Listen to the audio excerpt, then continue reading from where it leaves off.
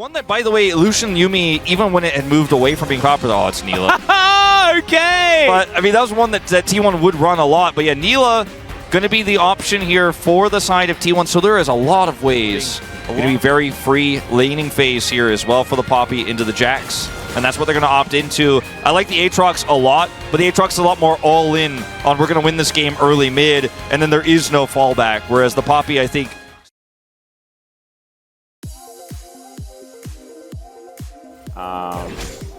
but now it was Ruler last time around against Gumayusi in this exact matchup that the Neela was employed. yeah, we did see a little bit of Neela towards I mean, Neela wants to fight in the mid game anyway, so I don't think the early laning phase is going to be as much of an issue. This could be, though, as they get Faker's Flash very early on. Willa thinking about sticking around for an opportunistic Winter's Wrath. Kind of like it. Yeah, if they're able to get the stun there. Oh, all right, in goes Gumayusi. I take it all back. Teddy's going to have to cleanse, splash, get the heck out of there.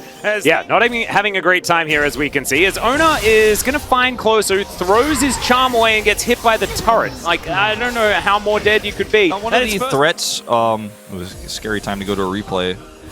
This is from his perspective. Yeah, he just appears to not notice and then realizes that he's like, well... 30. Sorry, yeah. It was just a bit against Bertle, but still sitting on level 5. Yes.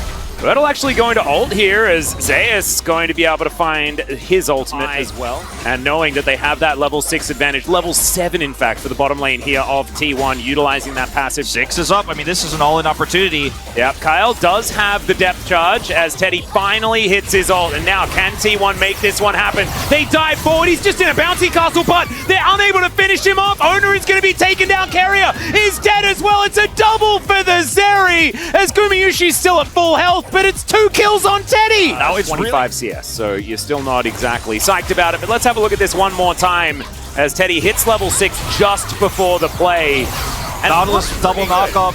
Root comes through. Owner takes too much damage. Carrier is Yuumi, so he is just naturally going to die. He doesn't have the ability to attach there to Guma. Oh, he actually attached to Guma and and then Guma died immediately. 좋아요. I got scared about what was happening in picture-in-picture there, but... oh, speaking of getting scared. I should be scared. Yeah. Ona is... Okay, Ring Around the Rosie. We played this game before. Bertle, pretty good at it. And let's see how this one's going to... okay, well, Walking. Walking's going to do it. Walking is the strategy. And Bertle went fishing and got himself a Vi. That is successfully landed. Yeah, I mean... Huh. Yeah. It's the second time he's done that this game, where he's just able to run circles around Owner, quite literally. And now Owner's going to miss Willer, it looks like, that is to say. Well, Sejuani going to make it into the brush. Spots each out other. this Vi. There's the Glacial Prison. They waste 0 time, and that is a dead Vi. Gorgeous play. Disappoint us in week 1 of the... Okay, hold that thought. That's a hook. Gumayusi is going to walk into them. Arctic Assault is fantastically timed, but the Apotheosis is too good. Owner is going to be here. The turn. And look at how much time the Jubilant Veil bought into the...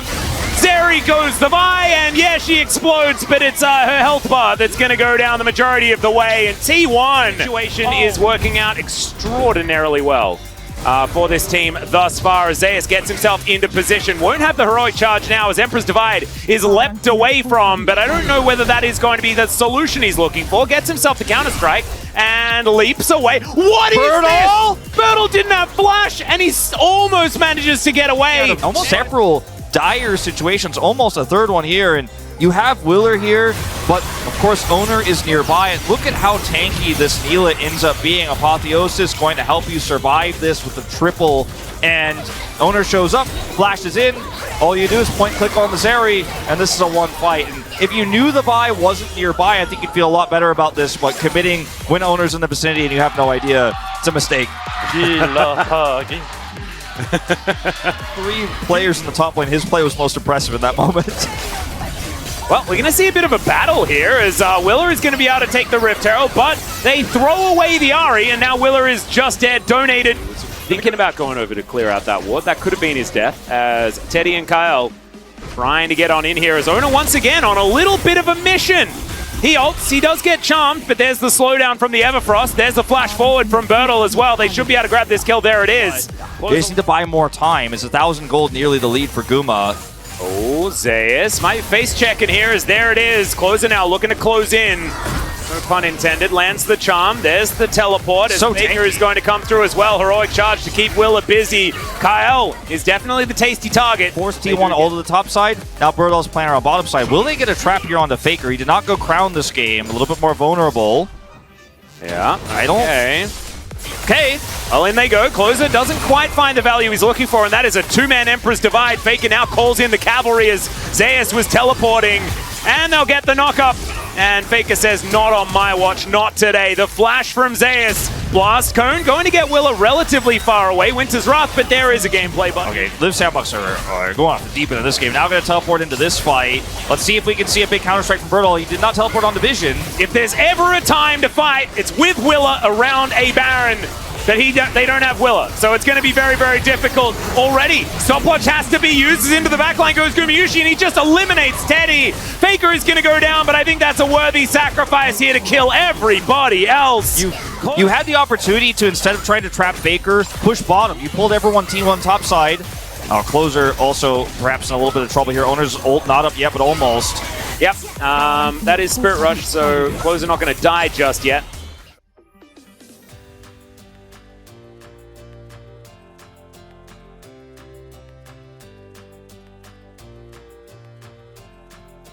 It's a great draft. Yeah, he has no agency because Owner has ult, right? You know, that's onto Faker. It's a decent hit there as he gets charmed as well. Birdall looking for the counter-strike. Emperor's Divide defensively is very, very nice. Is now Owner trying to get out of there.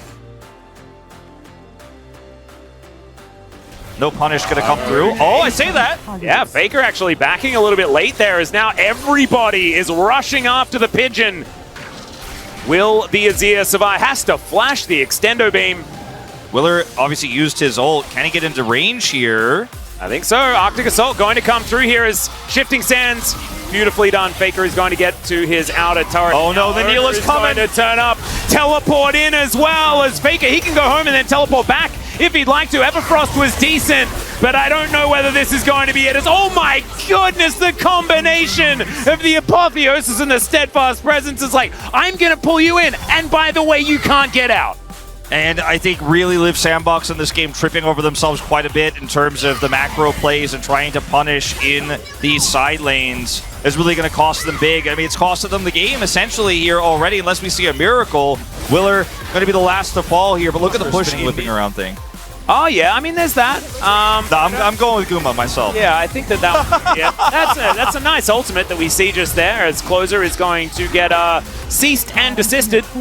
As Gumayusi was dealing with the top inhibitor turret, does manage to sort that one out as now Birdall fighting with the Neela. Closer going to go down as a bit of an afterthought here as Owner trying to get out of here. He's like, I bought the time, guys. You just go and kill everyone. As Teddy might be able to grab the kill onto him. There it is. There is at least one for Liv Sandbox as Faker put up the Emperor's Divide. I don't know who he was trying to hit with it, but maybe he was just using it for fun. I mean, Birdall got bashed. Was it Willa or was it Birdall that died to that one? Birdall, I believe, died to it, and one additional auto there from the Sand Soldier. Kyle, the last to fall. And, yeah, it was a close game one. Game two, not so much. Yeah, it was close until the series really wasn't. And I think the bottom lane had so much to do with it. 7-0-7 on this Neela for Gumayusi. The T1 comp is that it's great late as well if you can play the game the way you want to. It was just really well done as Gumayusi with, yeah, he's going to cast a spell on you, by the way, guys, is what it seems.